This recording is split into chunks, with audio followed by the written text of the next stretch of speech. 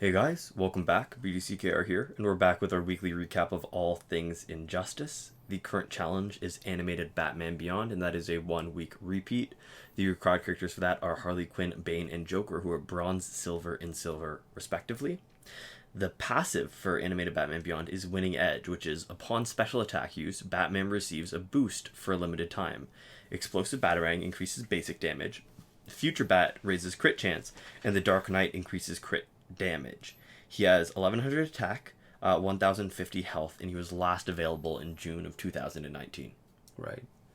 So, in the current world of challenge characters, his stats are sort of relatively low, but they're decent. I mean, if you get him to Elite 7, he's comparable to, say, or maybe even slightly better than our new 52 Wonder Woman at Elite 5. Mm-hmm. So, definitely maximum battle points. The special is interesting. So, they name it. They don't actually say by the level, but it's a special 1 that gives a 100% boost to basic damage for 8 seconds. Special 2 gives a 50% boost to crit chance for 10 seconds, and that's crit chance for both basic attacks and specials. Mm-hmm. And super gives you a 50% crit damage boost for 15 seconds. Yeah. And the beauty of it is, and I wish I could remember who demonstrated this, that there were fights where they took Batman Beyond animated, or as I like to call them, animated Batman Beyond, or we like to, because it seems more natural, but in the I think the naming convention on the actual challenge, it says Batman Beyond animated. Yeah. So his special 2 can knock out more than one opponent, can knock out all 3 actually. And I have to admit that I haven't played with him much because his stats are lower, and with all the gears that can do almost the same thing. But for forever. Yeah, forever. Just taking up one slot. It's hard to strategize around a time-limited effect that only happens when you use specials, because all the effects are... Okay, so here's the thing. I think the best way to try him out would be to stick him on a Justice League team, making sure that you've got New 52 Wonder Woman on it at the comparable level, which we have, so that she's not outclassing him so much that the opponents outclass him, right? So they becomes less effective. And then decide ahead of time whether to focus on Special 1 or Special 2. And I'm leaning way more towards Special 2, because let's say you've got 2 bars of power. You would basically, with those 2 bars of power, 2 Special 1s, you get a 200% boost to basic damage for 8 seconds. Minus however long it takes to do the second special. Right. Versus a 50% boost of crit chance for 10 seconds. And now 50% chance boost is better than the 50% crit chance boost of only basics, which is easy to get with one piece of gear. But you've spent 2 bars of power. Chances are, most of the time, you're only going to be doing basics anyways. You won't get a chance to do a special. Yeah, unless you can knock them out and get your power back. But if that's if that's the case, then you don't actually need the boost to crit chance. Yeah, you're already doing it. But then you need Tanty Totem as one of your slots if you want to power back, if you're going to do that, right?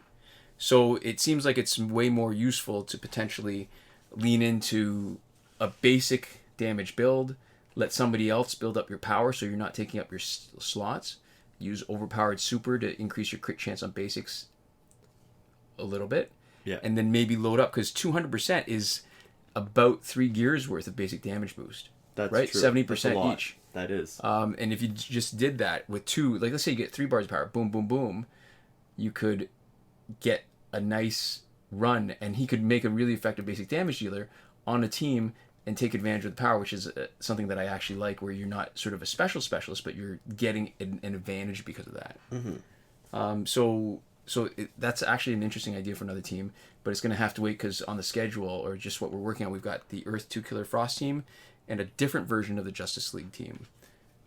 So this week's multiplayer reward is Wally West, and he's got an interesting passive. It's the chance to dodge any special attack and then counterattack for large damage. If teamed up with Rebirth characters or Flash characters, the chance goes up. And Rebirth characters also receive a power generation boost. Mm-hmm. He has 1350 attack and 1300 health. He was last available in January of 2020. We are still following the larger multiplayer reward cycle that includes Tanty Totem, Claw of Horse, and Necron Scythe from the looks of it. Right. Next week, if the pattern holds, we should see Gauntlets of Azrael. Right. So he's got really good high stats. He's got fast basic attacks like every single Flash. And I think to me the most important part of his passive is dodging specials. Because, Rebirth characters also receive a power generation boost. In our recent play with the Rebirth team, I think we've demonstrated that it may not be nearly as great because it doesn't have the synergy. You've got some good Rebirth characters like Raven, but it doesn't mean you have to put them all together to get the most out of them. So he can still dodge when stunned, which is better than Dawn of Justice Batman, who cannot dodge when stunned.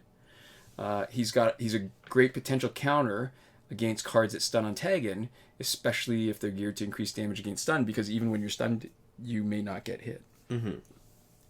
The unfortunate thing is, he's an okay counter against Totem, because they'll get their power back because they're not damaging you, but at least you do a little bit of damage if your passive triggers and you come back in and you sort of do an uppercut on them. Yeah.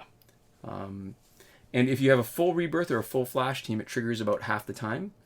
And because I like to use, in the game the Rebirth team we just demonstrated, I like to use flashes in general as basic damage dealers, and Wally West isn't any different. His passive sort of makes him a bit tanky, so a bit more durable, but I don't think he's that great a tank. So yeah. So there we go. In the store, we don't have anything that gives any clue what next week's challenge is going to be, unfortunately. Right. We only have one thing of note, right? One cash pack, one of the rotating packs, which is the Femme Fatale pack for $26.99 Canadian, and it comes with Batgirl, Wonder Woman 600, and animated Harley Quinn. So it's probably the best designed team pack, because they all have great passives that make the team as a whole better. And so what that means here is that not only do you get like what could be a good team by itself, but you get three people who are good on other teams, who are great to put with other people. Right, yeah. So this would have been a great pack. I mean, back when it cost 400,000 credits, I think it was 400,000 credits, you buy a few of these, you build up a team, you use them to push towards Bonus Battle 6, and then once they get good enough, you split them up onto three different teams. They all are great support characters, and then you have three teams to grind Bonus Battle 6. Yeah. They're great support characters, but also good enough in their own right as just golds. Yeah, to play by themselves. Yeah. And in our Survivor, we have the LexCorp gear set until the 26th of August, 2020. Yeah. Phantom Zone is now finished. Fight 62 is still broken. And last week's breakthrough was, as expected, Catwoman, Deathstroke, and Raven. So based on the schedule that hasn't failed us yet, next weekend, or the coming weekend, it always bothers me when people say that, and I shouldn't have said it myself, but the coming weekend, in a couple of days, the breakthrough characters are probably going to be Cyborg, Batgirl, and Black Adam. And if you want to know what cycle we're talking about, there's a link in the description to a Reddit thread from Reddit user Devlin16 that does go over the complete breakthrough cycle. Moving on to the current glitches, just remember that every working glitch is explained in a video as part of the playlist that you can reach by clicking the eye in the top right corner of this video. We are Android only, so we're only able to confirm these glitches for Android if you're on iOS. And you see a question from an iOS user asking for help in the comments, please do consider helping out.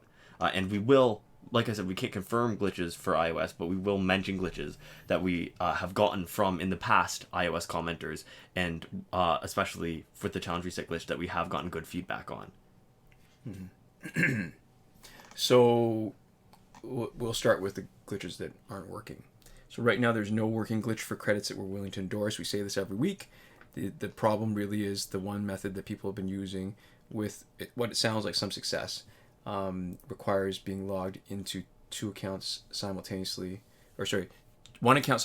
on two devices, and it's too much of a risk of having your account suspended. We talk about that in way more detail in season 6 episode 9 of our P and Q and C and A and T, and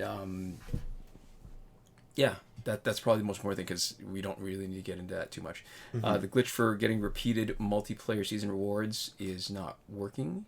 The glitch for getting early multiplayer season rewards is not working in a way that's exploitable, and the reason I say that is because people have been complaining that they're getting the rewards early. Yeah, but not in a good way. Yeah, not in a good way where they can actually rank up first. They just get it, and then it's the below 5%. You're not getting the most important reward. Yeah. And Phantom Zone's not around, so that one doesn't matter that it's not working. And there's no longer a button to let you watch a video for free energy recharges, so you can't exploit that either. Mm-hmm. Okay. Moving on to the working glitches. The glitch to let you play Phantom Zone repeatedly was still working as of the last time we tested it. Doesn't matter because it's not up right now. We mentioned it alongside the challenge reset method that requires Google Play Cloud Save, which is still working. We've tested and confirmed that on the animated Batman Beyond challenge that we have right now. The reason why we mentioned that together is because they're the same glitch, essentially. If you reset one, you're going to reset both. So we like to always mention them together so that people remember them when they're trying to do either and think, do I want to reset the progress on the thing that I'm not specifically trying to reset progress on now? And if the answer is no, then, don't undo half your challenge when you maybe have spent like 4 days on it and you're like 3/4 of the way through it. And don't reset your challenge and then lose the time to get the character. Or reset most of a crystal's worth of progress. Right. Although I think the crystal's probably the more dangerous one, because that one takes way more time to work through. That's true. Yeah. We've also cut and pasted a comment from viewer Jonathan Yang on how to reset the challenge on an iOS device. Again, we've only had positive feedback on that, but we can't test it ourselves. Right. So we won't be able to do any troubleshooting, and we can't let you know if something goes wrong. We won't know why, but we haven't had anything but positive feedback on that front. Right. Breakthrough glitch to let you play it repeatedly still working. The airplane mode / refund glitch is still working for packs with random drops and last laugh tickets. Time shifting still works in Android for unlimited survivor play and energy recharges. Just remember, bring your cooldown clock back to normal after you finished. Well, sort of after you finish, before you're completely done, like before you actually stop doing anything. Yeah, and just go back to playing. Yeah. Mm-hmm. Last but not least, in between the not working and working glitches, we have the promotion glitch where you can promote characters that are still locked. It hasn't had the right conditions since update 2.14, so it's not testable and it's not usable, but it's never been testable and failed, so we can't say it's patched for sure. Right. And at this point, it's almost just more of like a joke that we tell ourselves every week for a few seconds instead of like an actual real thing, but we keep it in here. And that is it in terms of content. We have some people that we'd really like to thank, which is everybody who supports us on Patreon. So I'd like to give a huge thank you to Console Peasant and Edwoon, who are supporting us at the top tier last word, Mohammed Albshaiti at the Your Message Here tier, Shawn Farrell, Daniel Simonson, Aaron Maule, Michael DeVries, Brandon C., and Irvin Ruiz, who are supporting us on the credited level, not to mention Chris Wolff, Scarlet, Dani, Awesomegamer 241, and Pavu RS at the gratitude level. Thank you all so much for your support, and thanks so much to all of you for watching. We'll see you next time. Komoda.